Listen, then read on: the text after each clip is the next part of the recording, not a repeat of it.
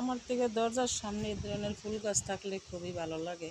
কার কাছে কেমন লাগে জানি না, তবে যারা পছন্দ করেন তারা মনে করেন এই দরজার সামনে এই ধরনের মুসুন্দা ফুল গাছ লাগাইতে পারেন।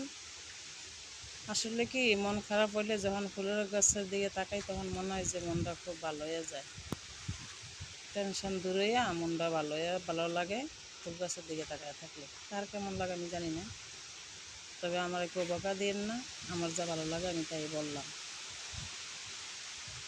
কিন্তু ফুলকে অনেকেই ভালোবাসি, ফুল পছন্দ করি, ফুল গাছ লাগাইতো, ফুলের বাগান লাগাইতে বানাইতে পছন্দ করি। যে কোনো ফুল গাছ দেখলে ইচ্ছা করে যে ফুল গাছ লাগাই, ফুল ফুটবো, দেখতে সুন্দর লাগবো, পছন্দ করি। সবার যে সব পছন্দ এমন কথা না, আমার পছন্দ এই জন্য আমি বললাম।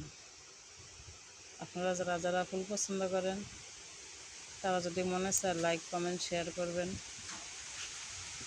আর মানুষ কি বললো সেটা দেখে লাভ নাই, কারণ নিজের জন্য নিজের কিছু করতে হইব।